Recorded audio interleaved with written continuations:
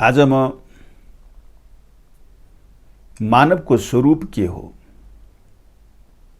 यस विषयमा बोल्दैछु। मानवको स्वरूप सत्यलाई स्वीकार गर्नु र असत्यलाई अस्वीकार गर्नु हो। सत्य के हो, असत्य के हो? सत्य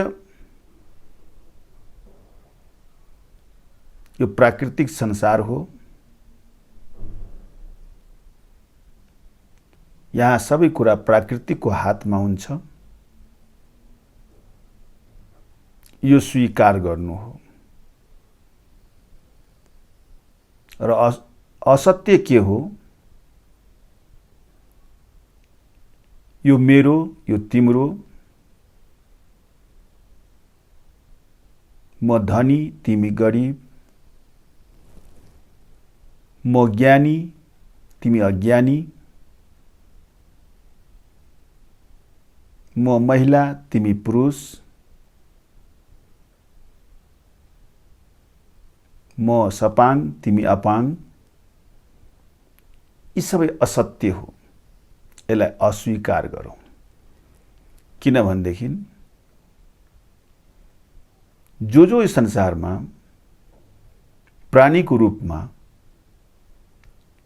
आउनुभएको छ, उहाँ सबैलाई प्राकृतिकको नीति अनुसार संसारबाट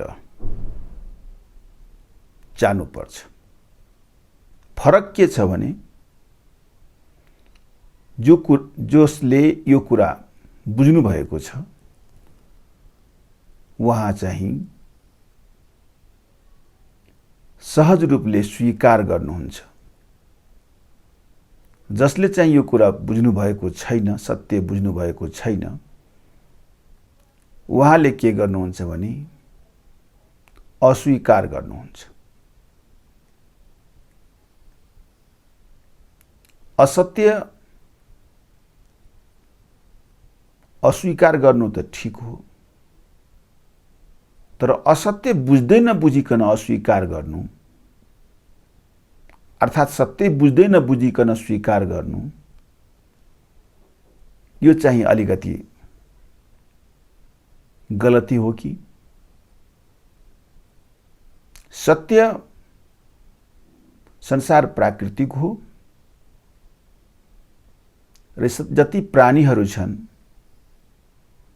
ती प्राकृतिकका सन्तानहरू हुन् र प्राकृतिकको नियम अनुसार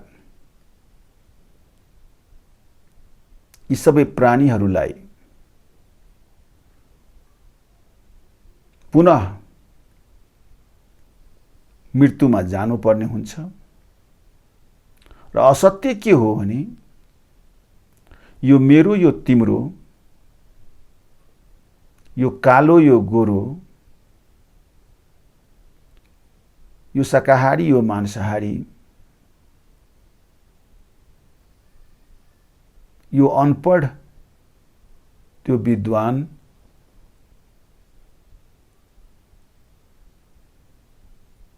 यो विदेशी, ऊ स्वदेशी आदि इत्यादि जुन भइरहेको छ, जुन त्यो ब्राह्मण, म दलित आदि इत्यादि जुन भइरहेको छ,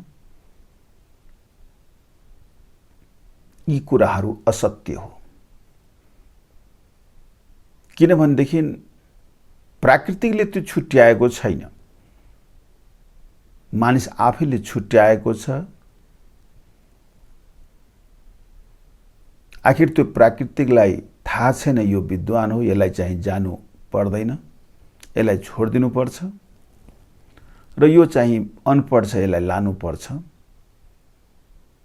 त्यो कुरा प्राकृतिकलाई थाहा छैन। तसर्थ सत्यवादी, सत्यानुरागी निरन्तर खुश हुन्छन् र जति असत्य अर्थात् जातपातमा, तिम्रो मेरोमा, महिला पुरुषमा, कालो गोरोमा, गरीब धनीमा, स्वदेशी विदेशीमा यी विभिन्न किसिमका प्रोगण्डा फैलाउने, बिना मतलबको समय बर्बाद गर्ने यी व्यक्तिहरू जतिखेर पनि दुखित हुन्छ, किनभने उसले सत्यलाई असत्य र असत्यलाई सत्य बुझेको हुन्छ।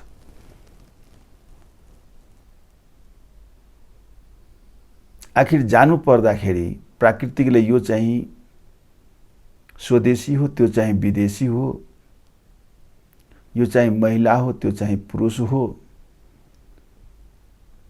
यो चाहिँ अपाङ्ग हो, त्यो चाहिँ सपाङ्ग हो, छुट्याएर अपाङ्गलाई चाहिँ लानुपर्छ, सपाङ्गलाई छोड्नुपर्छ, विदेशीलाई लानुपर्छ, स्वदेशीलाई छोड्नुपर्छ, पढेकोलाई छोड्नुपर्छ, नपढेकोलाई लानुपर्छ आदि इत्यादि सोच्दैन नि त।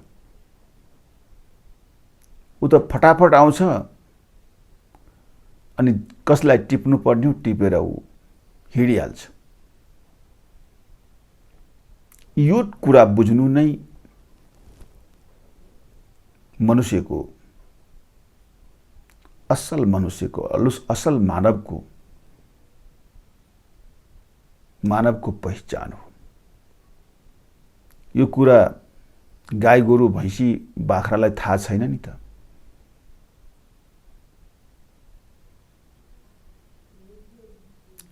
यो कुरा जसले बुझ्नुहुन्छ उहाँ निरन्तर संयमताको बाटो अपनाउनुहुन्छ, सुरक्षित बाटो अपनाउनुहुन्छ। सकभर भोजन शरीरलाई शाकाहारी दिनुहुन्छ, सेवक भएर जीवन जिराख्नु भएको हुन्छ। उनको बाह्य फूर्ति फार्ती हुँदैन, किनभनेदेखि यो मानवको शरीरमा जति नै इम्पोर्टेन्ट अर्गेन्सहरू भए पनि यो शरीरभित्रको अर्गेन्सहरू सबै प्राकृतिक हुन्, जुन सदा टिक्न सक्दैन, सदा एकनासले बस्न सक्दैन, सदा युवा भई बस्न सक्दैन। फरक यति के हो भनेदेखि जो ज्ञानी हुन्छन्, सत्यवादी हुन्छन्, उहाँ चाहिँ यो चोलालाई अलि सुरक्षित राखेर यसलाई दिनुपर्ने जुन आहार हो, प्राकृतिक आहार जस्तै फलफूल भयो, सागसब्जीहरू भयो, धान चामल भयो, दाल दलहन भयो आदि इत्यादिले यो शरीरलाई पचाउन कुनै किसिमको गाह्रो नहोस् र यसमा कुनै किसिमको विकृति नआओस् र शरीरले पनि साथ दियोस् भन्ने खालको भाव बोक्ने मानव हुन्। यस्तो मानवहरू जहाँ बसे पनि एक रूपले जीवन जिराख्नु भएको हुन्छ र यही जिउनको लागि, यही भावना बुझ्नको लागि, यही यथार्थमा बस्नको लागि उनको प्रयास पनि रहेको हुन्छ। र जो असत्यलाई सत्य मान्नु भएको हुन्छ उहाँले भौतिक संसारमा रुमालिएका व्यक्तिहरूको अनुसन्धानबाट संशोधित अन्न पानीहरू, खानपानहरू, मांस मदिराहरू, लग्जरियस जीवन, यस्ता जीवनहरूलाई सत्य बुझ्नु भएको हुन्छ उहाँहरूले र उहाँहरू त्यही अनुसारको भोजन र भोजन अनुसारकै भाव र त्यस्तै जीवन उनको बनेको हुन्छ। र दिन प्रतिदिन उहाँ सजगता अपनाउनको लागि, अनुहार मुस्कुराहट ल्याउनको लागि, हृदयमा चैन ल्याउनको लागि, शान्ति पाउनको लागि उहाँले हरेक गर्नुहुन्छ। तर असत्यमा थोर शान्ति हुन्छ। शान्ति त सत्यमा हुने हो नि। आखिर सत्य भनेको त्यही हो कि प्राकृतिक संसार हो र प्राकृतिक संसारका यी प्राणीहरू उनका सन्तान हुन् र प्राकृतिक परिवर्तनशील हो, यो सत्य हो। जन्मेपछि उसलाई मर्नै पर्छ, यो बोध चाहिँ सत्य हो।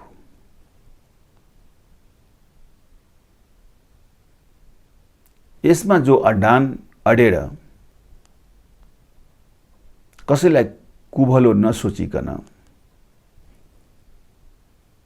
प्राकृतिकको प्रदूषण नगरिकन आफ्नो दिनचर्यालाई सुमधुरमय बनाएर जो दैनिक कार्य गरिराख्नु भएको हुन्छ, यस्ता व्यक्तिहरू मानवका स्वरूप हुन्। तर यो चिन्तनबाट प्रकट हुन्छ। चिन्तन नगरेसम्म शब्द जति सुने पनि उहाँलाई स्थिर हुने कुनै ठाउँ नै भेट्दैन। जबसम्म स्थिरता हुँदैन, जस्तै जबसम्म पानी टिक्नको लागि, बस्नको लागि पानी त गहिराई हुनु पर्यो, अनि जसभित्र गहिराई हुन्छ, गहिराईको अर्थ प्रकृतिको गुणलाई, उसको जिनलाई जसले बुझ्नु भएको छ, वास्तवमा उहाँ सत्य जीवन जिराख्नु भएको छ र निरन्तर उहाँ कन्सियस भएर बस्नु भएको हुन्छ। किन कन्सियस? किनभनेदेखि उहाँलाई थाहा छ म चाहिँ कहीँ अर्कै देशमा, अर्कै संसारमा, अर्कैको हातमा मेरो बास रहेको छ र त्यहाँ मेरो केही चल्दैन। त्यसकारणले उहाँ सबै कुरा समर्पित गरेर, जसको छ उसलाई दिएर स्वतन्त्र रूपले जीवन जिराख्नु भएको हुन्छ। तर जसलाई यो कुरा थाहा छैन, उहाँ लौकिक, भौतिक, प्राकृतिक यसैमा उहाँ चाहिँ अल्झिरहनु भएको हुन्छ र उहाँले हजार उपाय गर्नुहुन्छ भित्र चैनको लागि, शान्तिको लागि, स्वस्थको लागि। तर असत्यमा त शान्ति हुँदैन। हुने त शान्ति भनेको सत्यमा नै हो। अनि मेरा, तिम्रा, म धनी, तिमी गरीब, यो प्रकृतिले थोरै बनाएर दिएको छ। यस्तो प्रकृतिले त पठाइदिएको छ कि भाइ आफ्नो पुर्खालाई चिन, अनि त्यो पुर्खाले के नियम चलाउँछ त्यही अनुसार जी, बाँच। बढी खाइस भने तुरन्त तिमीलाई हिँड्नु पर्ने हुन्छ।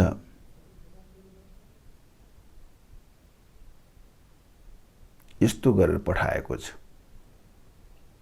तर यहाँ बेग्लै खालको संस्कार संस्कृति मानिसले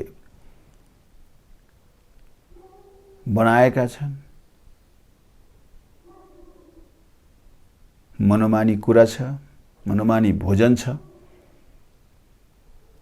आउनुभयो गौतम बुद्ध, सद्गुरु कबीर,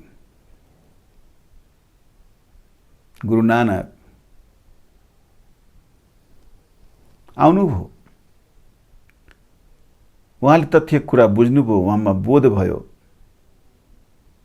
समाजलाई उहाँले बसाएर कुरा राख्नुभयो। जसले बुझ्नुभयो उहाँको कुरा, उहाँ चाहिँ संसारमा रहेर पनि रहित भएर जीवन जिउनुभयो। जसले उहाँको कुराको कुनै वास्ता गर्नु भएन,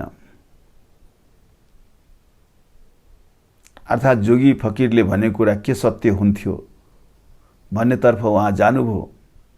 उहाँ चाहिँ संसारमा चाहिँ हतकडी लगाएर जानुभयो। भन्नुभएको छ नि गुरुदेव सद्गुरु कबीर साहबले, आया है सो जाएगा राजा रंक फकीर, एक सिंहासन जा बैठे एक बाँधे जंजीर।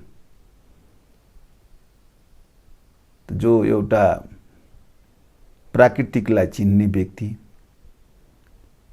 प्राणी चाहिँ सिंहासनमा गएर बस्नुभयो। सबै कुरा उहाँलाई, प्राकृतिलाई समर्पित गरेर।